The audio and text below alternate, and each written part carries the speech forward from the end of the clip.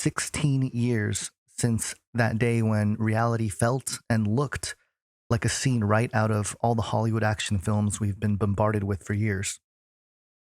The world has certainly changed a lot since 2001.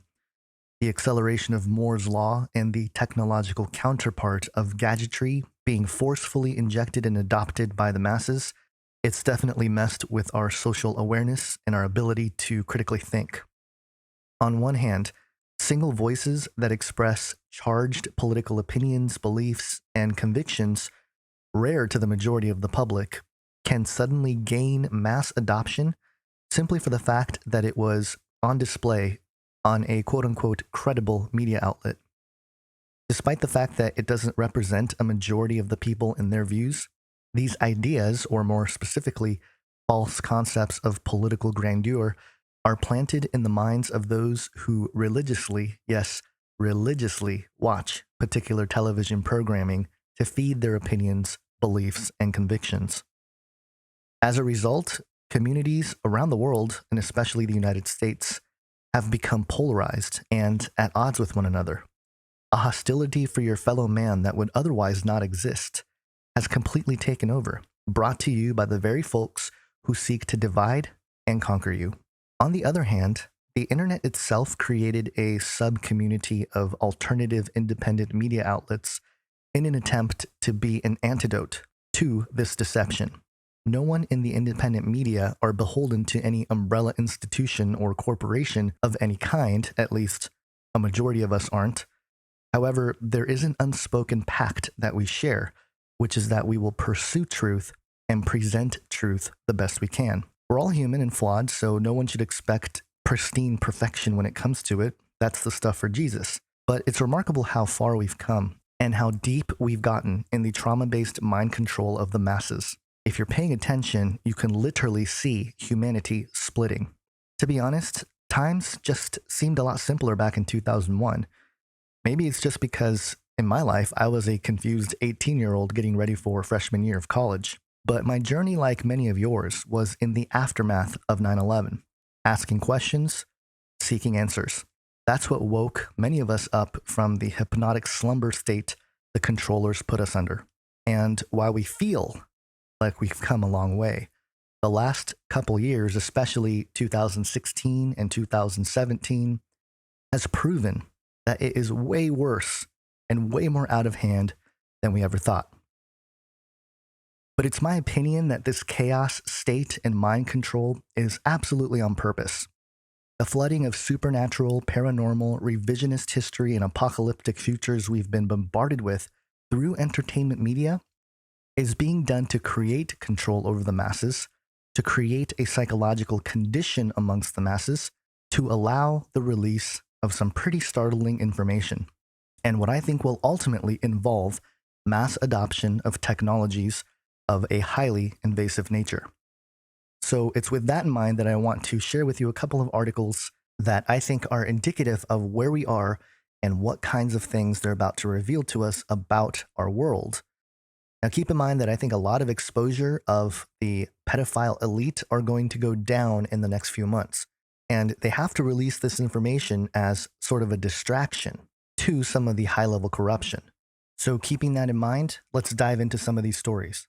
On August 14th, USA Today reported 91 volcanoes discovered beneath Antarctica's ice. But are they active?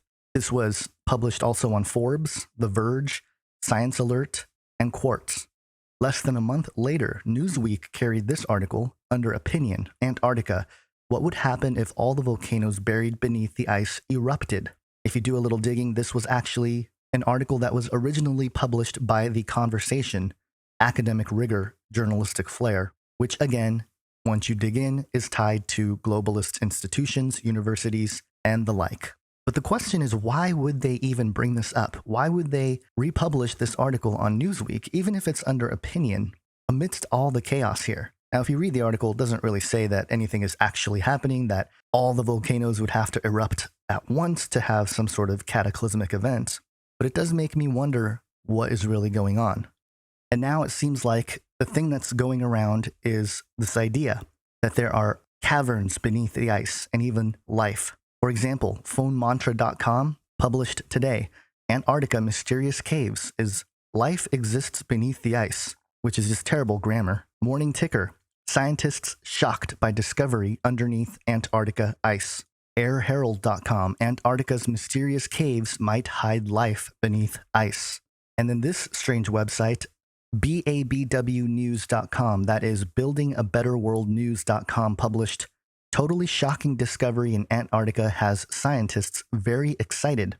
And in the article, they claim that there are caverns beneath the ice, caves, if you will, some that are 77 degrees Fahrenheit. And this short article also suggests that scientists found DNA in these caves from plants and animals that can't be found elsewhere. Now, coming from the premise and background that we do on this channel and many channels like it, the prospect of a hollow earth, an underground cavern, or hidden chambers in the earth are topics that we have definitely explored. But with the recent focus and attention back on Antarctica, it does make you wonder, what are they preparing us for? Why have they gotten us into this psychological state as a population? And I would suggest that perhaps they are getting ready to rewrite history in a big way that might involve some sort of prehistoric human race. Some will call it extraterrestrial, but in reality, it's what the Bible talks about in the pre-flood days, the days of Noah, which we are returning to as Jesus stated in Matthew 24.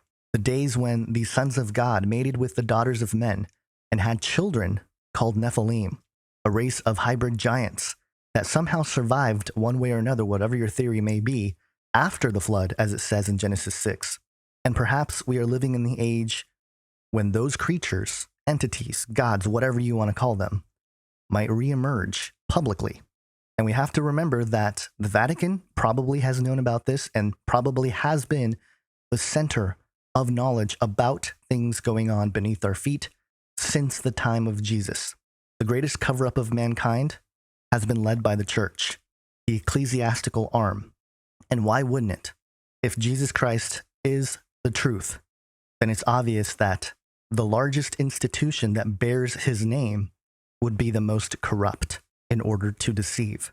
So amidst all the chaos with the climate and the weather and everything going on, just remember that there is a bigger narrative that we are not told, but that the scriptures point to and hint us to.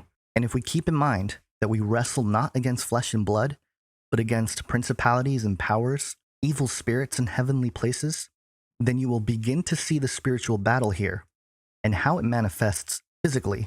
And the history of that physical manifestation of demonic entities may very well lie beneath our feet. 16 years since 9/11, and we're still trying to work out answers for what actually happened that day. The ignored elements of the Zionist regime that was there, celebrating when the towers went down. The nefarious connections to Israeli intelligence. And this is not to be anti-Semitic, it's just to state the facts that have been buried. It all goes into a larger narrative. It all goes into a spiritual development, an anti-Christ spirit that has been here since the beginning. And as we approach these days when the reality about our world becomes more present, we need to stay more vigilant. We need to stay watchful because a lot of things are about to change, some for the better, some for worse. But if you don't have the solid foundation of Jesus Christ in your heart, you're going to feel the turbulence. Have an awesome day, guys. God bless.